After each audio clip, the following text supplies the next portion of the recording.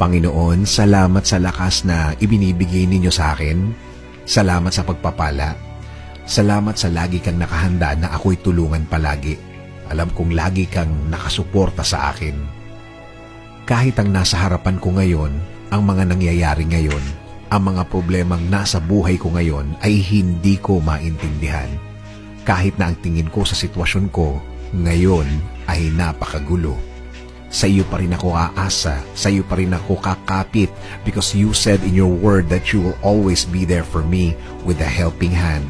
As a father to me, I thank you, Lord. Hindi ako manghihina sa mga bagay na to. Hindi ako mawawalan ng loob, hindi ako matatakot dahil naniniwala ako na lagi kang andyan para ako ay sagipin sa mga problemadong araw tulad ng mga nararanasan ko, Panginoon. Alam ko, Lord, things will never be the same, na ang lahat ng ito'y magbabago, na ang lahat ng ito'y mabibigyan mo ng sagot, na ang lahat ng ito'y nasa harap ko lang na ikaw ay nagbibigay ng iyong blessings behind the scene. Dahil alam ko, Lord, na ako'y bahagi ng iyong plano. Plano para ako'y mapunta sa mabuti. Plano para mas mapaganda ang kinalalagyan ko. Plano para hindi ako masaktan.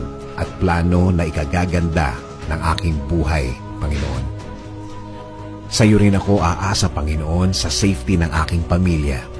Tuloy niyo po ang pagbibigay ng proteksyon at pagmamahal sa aking pamilya. Tuloy niyo po ang pagbibless sa kanila.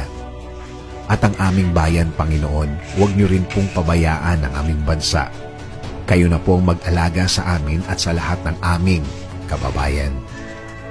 Patuloy kaming kakapit sa inyong pangako, Panginoon, na ibibless niyo po kami at ang aming bayan. Maniniwala kami na ang lahat ng inyong pangako ay mangyayari sa aming mga buhay. Itinataas po namin ang lahat sa inyo. Ang aming mga pangamba ay ibinibigay namin lahat sa inyo. Panginoon, palitan niyo po ito ng kapayapaan,